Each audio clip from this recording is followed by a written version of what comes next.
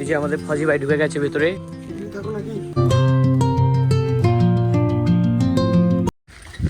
ভাইও তো চলে এসেছি আরেকটা নতুন ভিডিও নিয়ে। হ্যাঁ, আসলে আমরা যাবো একটা নতুন জায়গায়, ঠিক আছে। আজকেও তোমাদের আমি কিছু বলবো না, চলো ঠিক আছে, দেখতে পারো কোথায় যাচ্ছি। আমরা চলে এসেছি, আর বেশি রাস্তা নেই। হ্যাঁ, আমাদের সাথে আছে ফজি ভাই, ঠিক আছে। আমাদের পানু ভাই আমাদের সাথে ধোকা করেছে, ওই জন্য ও আসেনি, কিছু মনে করো না, ও ছোটোর থেকে এরকম। হ্যাঁ, তো চলো ঠিক আছে, আমি দেখতে চাই তোমরা কি ওই রাস্তা ওই জায়গাটা চেনো। হ্যাঁ, ফাইনালি গাইস চলে এসেছি, তোমরা কি এই জায়গাটা চেনো আমায় কমেন্টে জানাও, ঠিক আছে।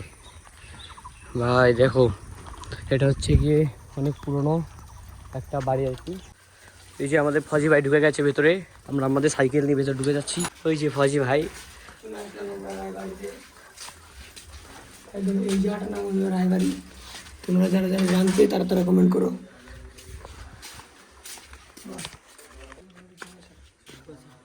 এখানে থাকো নাকি? এখানে আগে কারা থাকতো?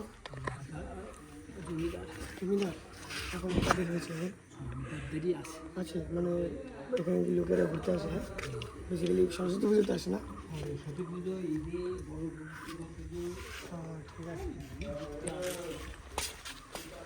আমরা এখন এই যে রায়বাড়ির ছাদে চলে এসেছি। তোমাকে তো আমাদের ফজি ভাই বলে দিয়েছে যে এই জায়গাটার নাম রায়বাড়ি। তোমরা যারা জানতে তারা কমেন্টে বলো। ঠিক আছে, দেখো ছাদের অবস্থা কীরকম। এই যে এখান দিয়ে পুরো ভেঙে গেছে, ঠিক আছে, কিছু কারণ নেই। এই যে এখান দিয়ে বেশিরভাগ জায়গায় ভেঙে গেছে। এই যে যেখান দিয়ে এটা হচ্ছে গিয়ে কী বলবো, পেছনে 2-4টে বাড়ি আছে। এখানে সবসময় এটা প্লেস থাকে আলাদা, ঠিক আছে, কেউ না কেউ আসেই এখানে। এমনকি দাদু আমাদের বললো যে এখানে ঈদ, তারপরে নানান উৎসবে, আর যেমন ধরো সরস্বতী পুজোতে লোক এখানে বেশি আসে। তো এখানে লোকেরা সামনে ঘুরতে আসে। কিন্তু আগে একটা জমিদারদের বাড়ি ছিল, দেখতে পাচ্ছ, পুরোটা এসে জমিদারের ছিল।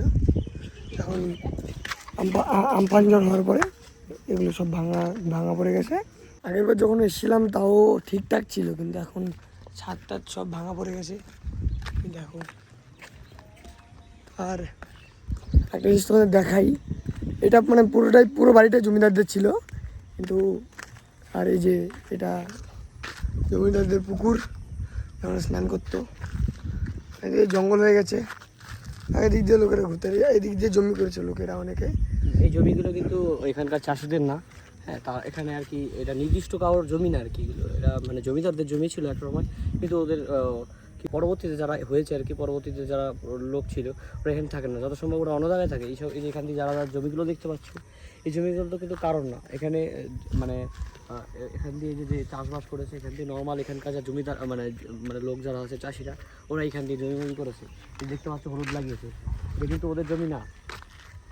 আর এটা কিন্তু ছোটো ছিল না, দেখতে পাচ্ছি যেখান দিয়ে জায়গাগুলো দেখতে পাচ্ছি, এগুলো কিন্তু সব কী ছিল, এটার মধ্যে এটা যে একটা অংশ ছিল, ঠিক আছে। তারপরে এই যে এখান দিয়ে দেখতে পাচ্ছ, এই যে এই জায়গা কিন্তু ফাঁকা ছিল না, এটা কিন্তু এই জায়গাগুলো কিন্তু পরবর্তীতে অনেক দুর্যোগের সম্মুখীন হয়ে এইসব জায়গাগুলো ভেঙে পড়ে গিয়ে জায়গাগুলো এখন ফাঁকা হয়ে গেছে।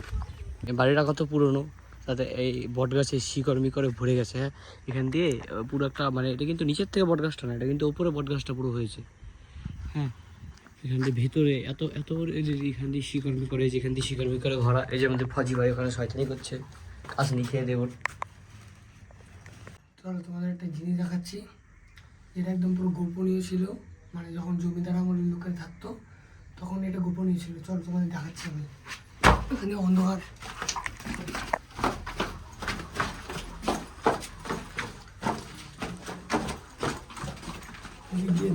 এদিক দিয়ে দেওয়ালটা একটা ছিল। এবার এদিক দিয়ে ভিতরে আসি, আর এই যে জায়গাটার মধ্যে আগে মানে যদি ইংরেজরা হামলা টামলা করতো তখন ওরা এখানে এসে লুকিয়ে পড়তো, বুঝলি। আর এইখান দিয়ে অনেকটা দরজা টাইপের ছিল, এটা ভেঙে ফেলা হয়েছে। আর এটা ছিল জানলা, এরপর জানলা ছিল যেটা দিয়ে বেরিয়ে যাওয়া যেত দিক দিয়ে, কিন্তু এটা ভেঙে ফেলা হয়েছে। পরবর্তীকালে ছেলেগুলো ভেঙে গেছে। এই ওই পাশে একটা সেমা ছিল, আর এদিকে একটা আছে ফ্লাজলা, আর এখান দিয়ে একটা আছে যেটা অন্ধকার তো আমার বোঝা যাচ্ছে না। ফ্লাজলা এই যে এদিকটা দেওয়া আছে একটা, এটা একদম পুরো ভালো করে বোঝা যাবে। এই যে এটুকুর মধ্যে এই যে এদিক দিয়ে আরেকটা ছিল, এই ছেলেপেলে দিয়ে ভেঙে ফেলেছে, কিন্তু ওদিকে একটা আছে এদিকে একটা আছে। এটা বেসিক্যালি বানানো হয়েছিল যে যাতে কোনো সময় যদি হামলা করা হয়, এইগুলো হচ্ছে হিডেন ঘর আর কি, এরকম সিস্টেম করে যাতে যাতে বোঝা যাতে না যায়। এইগুলো দিয়ে বেরোনো হতো এইগুলো, কিন্তু পরবর্তীকালে এগুলো প্লাস্টার দেওয়া আছে জিনিসটা। যেখান দিয়েও একটা সিঁড়ি টাইপের আছে উপরে ওঠার জন্য। আর যে দাদুর কথা তোমরা শুনেছো, দাদুর কাছ থেকে পরে শুনে মনে বুঝলাম যে এইটার নানা করে 270 থেকে 280 বছর আগে পুরনো ঘর, মানে পুরনো জমিদার বাড়ি আর কি। হ্যাঁ, এবার দাদু বেশি কিছু জানে না, ওই জন্য অত কিছু জিজ্ঞেস করা হয়নি। জমিদার আমলে এক পুকুর ছিল, একটা ছিল ঘাট। পুকুরটা কিন্তু অনেক বড়। হ্যাঁ, ঘাটটা ভালোই বড়, ওদিকে একটা আছে, ওদিকে এখানেও একটা ঘাট আছে, আবার ওইখানেও একটা ঘাট আছে। হ্যাঁ, এটা একদম মানে জমিদার ঘরের থেকে, মানে জমিদার বাড়ির ঘরের থেকে একবারে সরাসরি নিচে আসার জন্য এই ঘাটটা। হ্যাঁ, আর একটা ওই দিক দিয়ে আসার জন্য একটা ঘাট। তাদের বুঝলাম এদিক দিয়ে পুরো ঘাসে আর মাটিতে মিল হয়ে গেছে, কারণ সেই ইটও ভালো করে দেখা যায় না, কিন্তু ওটা আমার ভালো যাচ্ছে। তো এখন বেশি দেরি করবো না, যে গরম, হ্যাঁ গরমের মধ্যে এইটুকুনি ভিডিও বানিয়েছি, এটাই বড় ব্যাপার।